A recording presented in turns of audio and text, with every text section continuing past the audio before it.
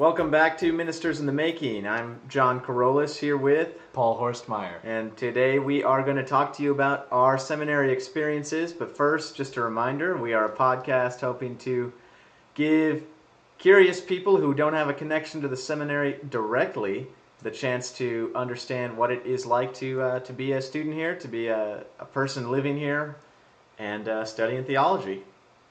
That's right. If you've ever asked yourself, what's it like to be a seminarian? We want to talk to you.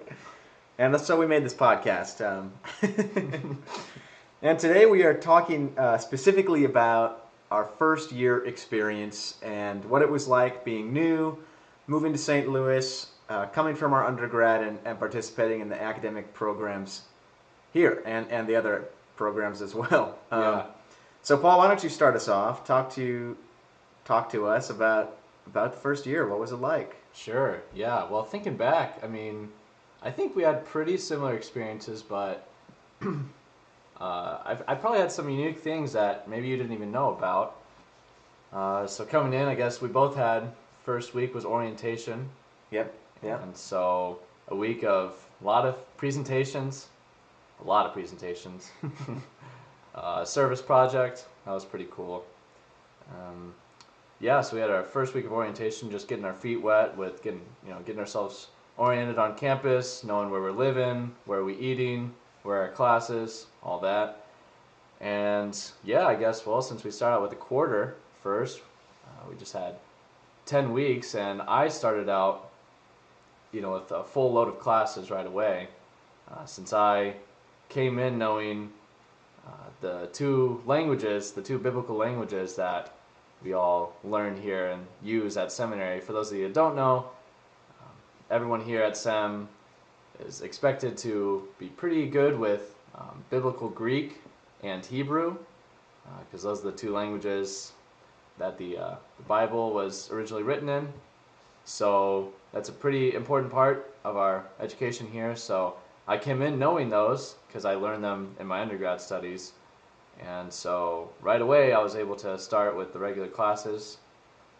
And you, John, you only came in with knowing Greek, is that right? I came in knowing Hebrew, actually. I had taken a lot of classes in both of them, but I just didn't pass the prereq test.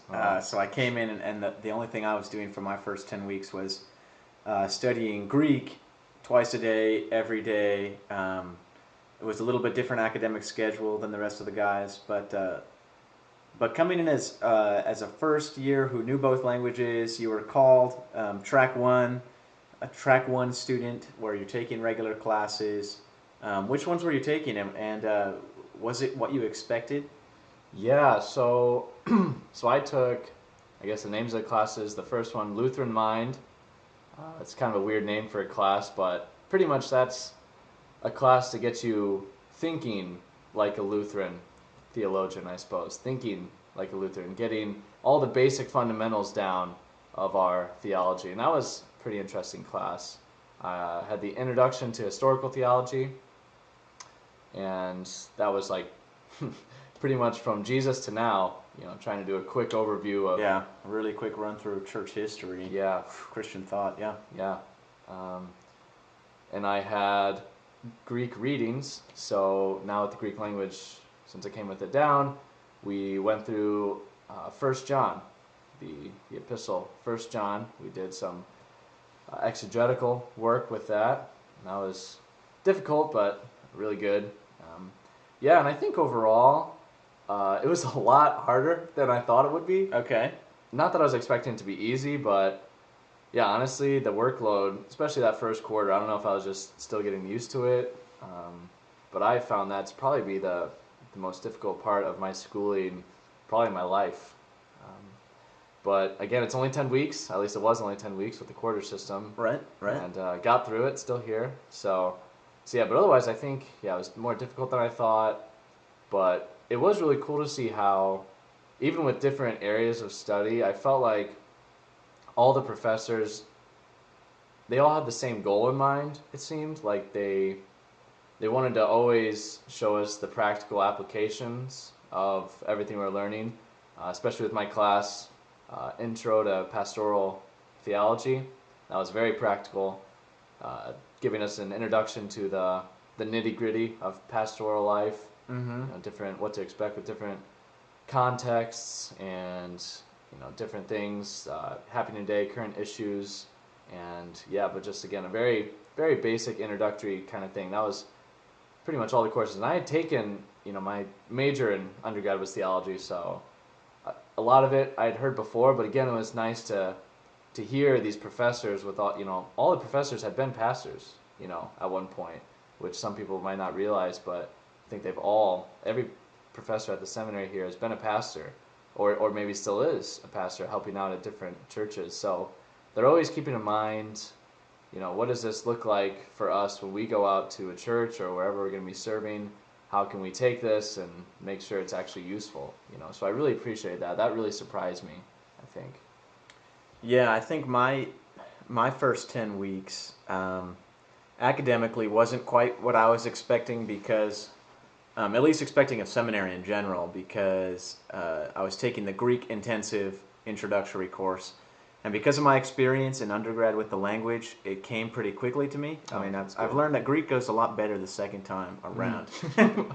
So I stuck with the language. It stuck with me. I was able to retain a lot of the information, and it wasn't as stressful for me because I had so much experience with it before. Yeah, that's nice. But that gave me a chance to get involved on campus in other ways with some extracurriculars, getting into the intramural program right away, and being able to hang out with other students and their families doing different sports recreationally, getting to play on the soccer team right away, starting practices at orientation week, and also being able to participate in like the chapel music program and different things. So it opened up the door for me to sort of experience the seminary in a non-academic way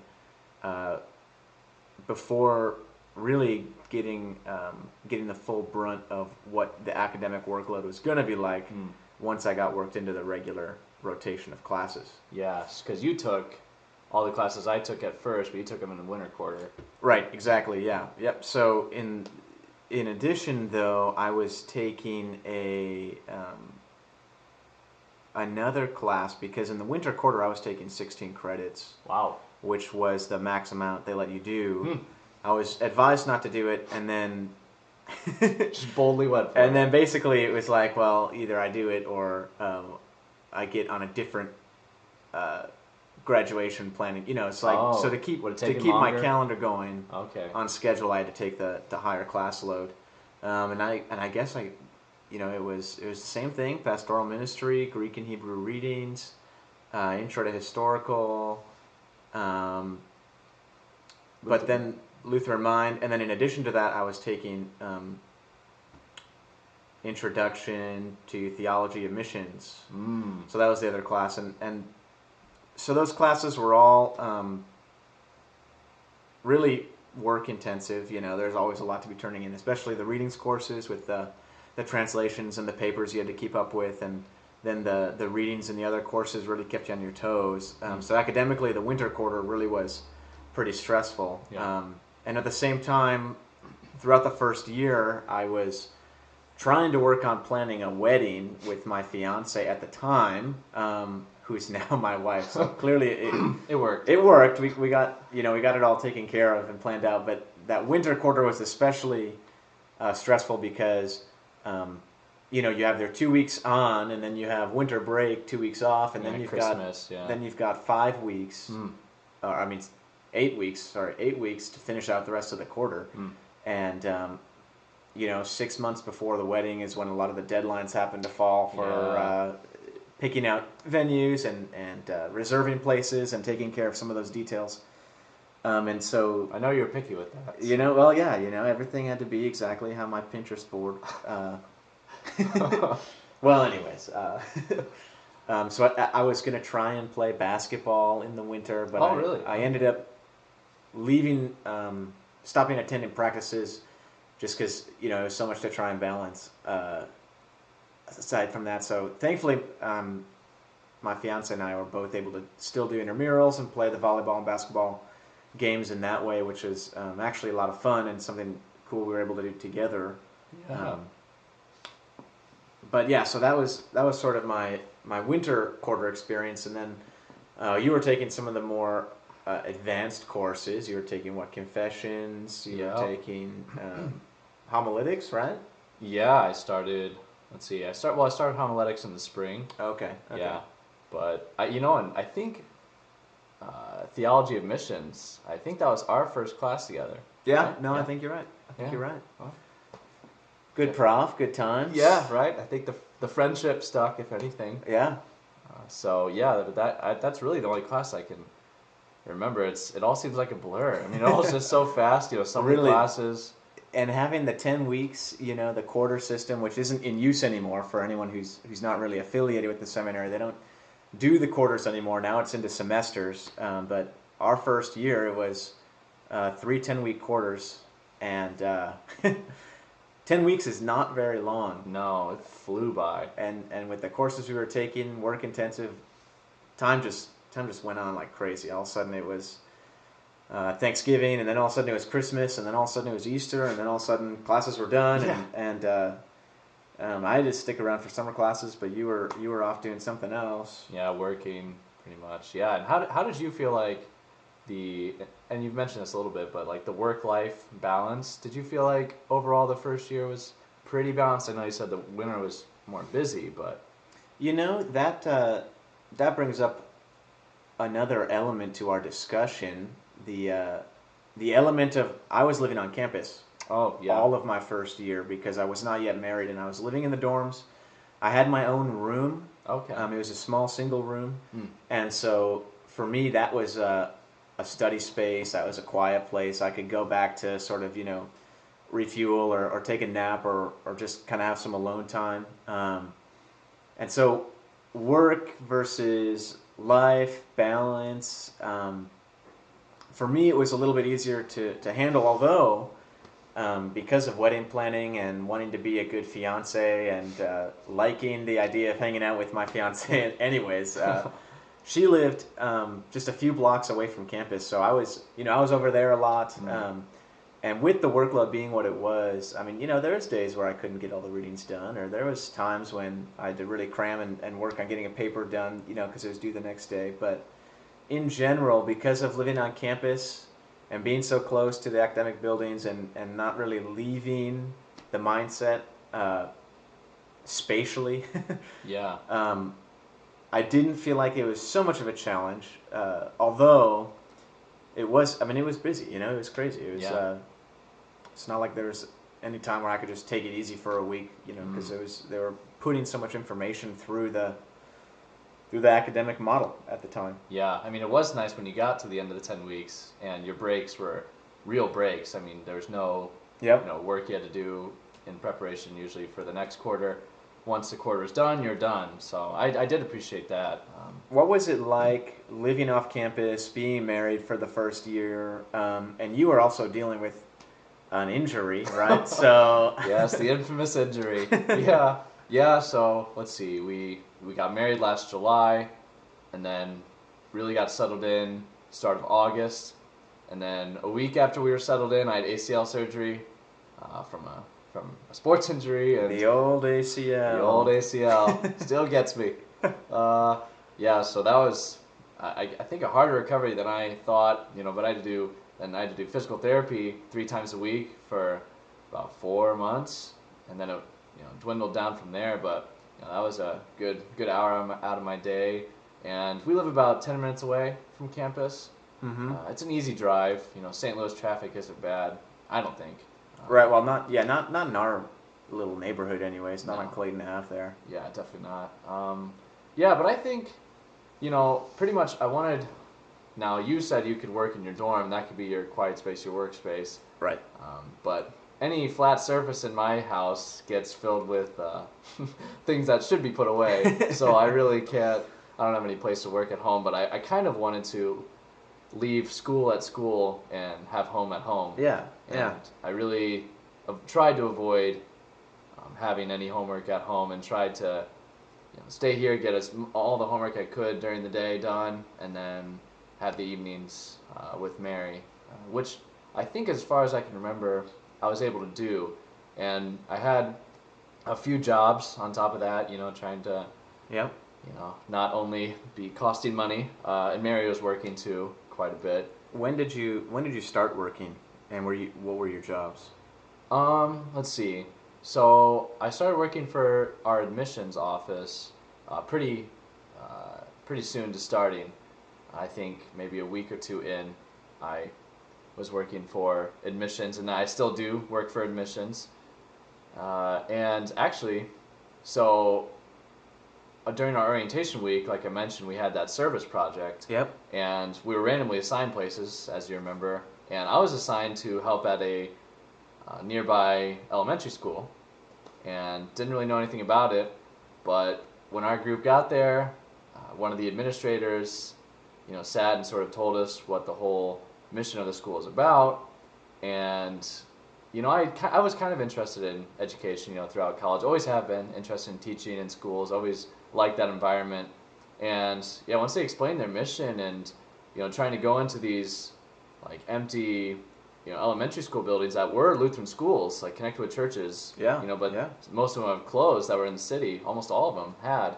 So there's empty school buildings waiting to be used. So, this group of educating people, they went in and they're getting schools back up, some charter schools, and they just explained their whole mission. I, just loved the whole idea. Feeling the vibe. So I requested to work with one of the schools in their child care program, their before and after school child care. Okay.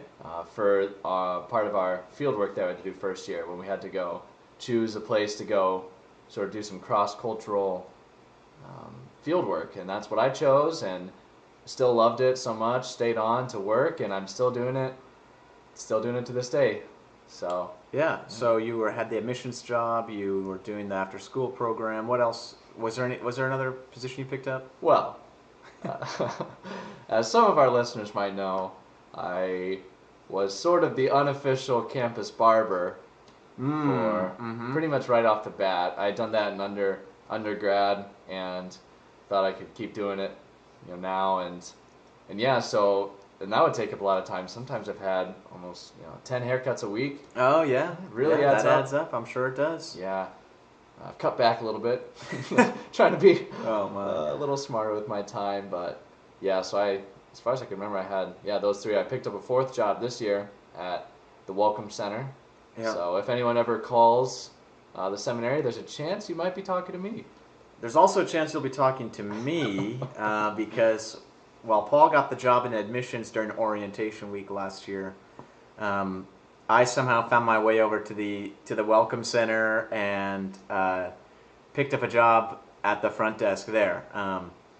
Actually, it was one of my other seminarian friends who came from Concordia who kind of hooked me up with that, and so that was sort of my first on-campus job as well. But another thing I kind of forgot, you talked about your cross-cultural module fieldwork experience with the after-school education program. And because of some work I had done out of the country doing mission work over the summer before school started, I was able to use that as my cross-cultural field work. Oh, I didn't know that. And I turned that in, and I sort of had my supervisors in that project fill out some paperwork, and so that freed up some more time for me to help with different things going on in my life personally with the wedding, but also work on campus and participate participate in the teams and different things. So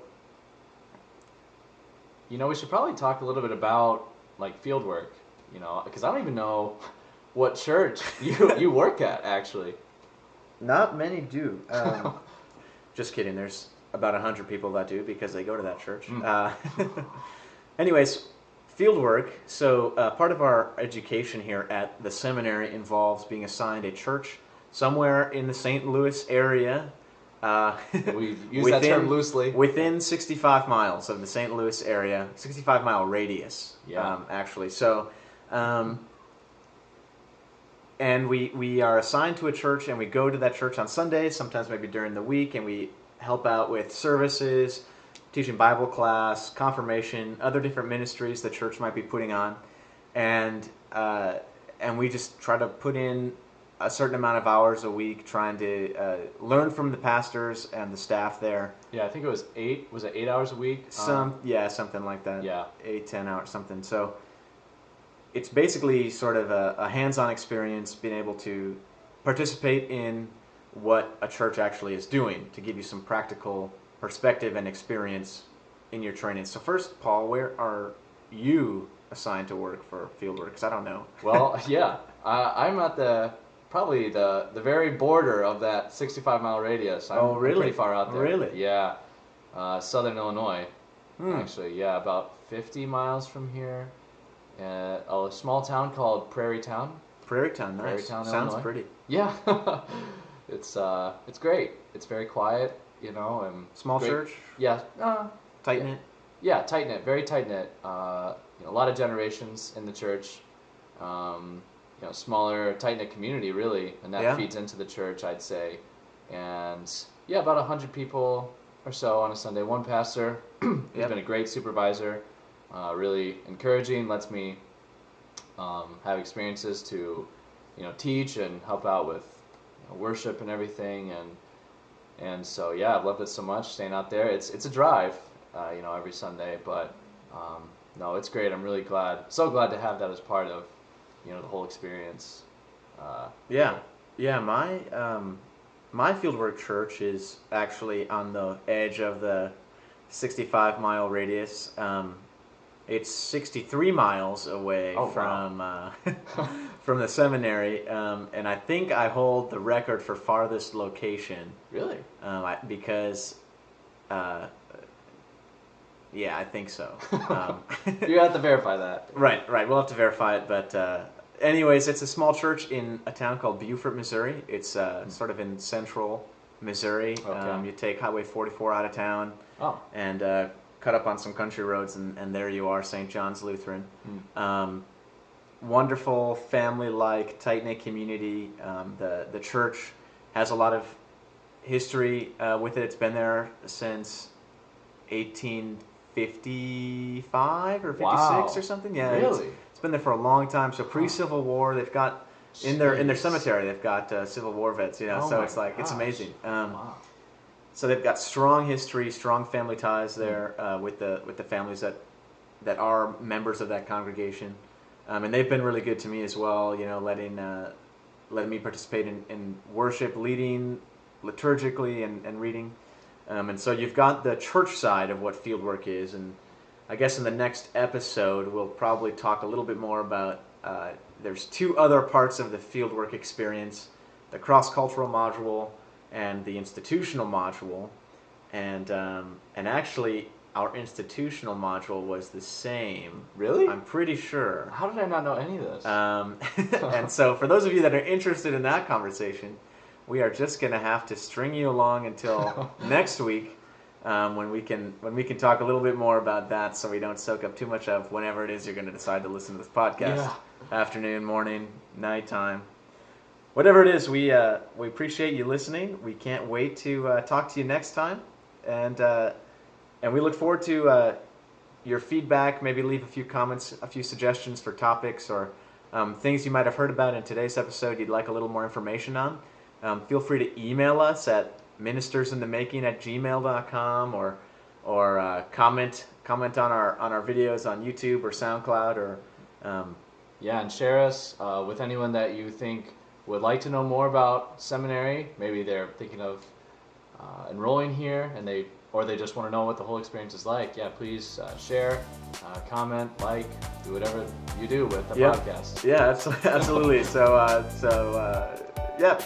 thanks again, and we look forward to talking to you again.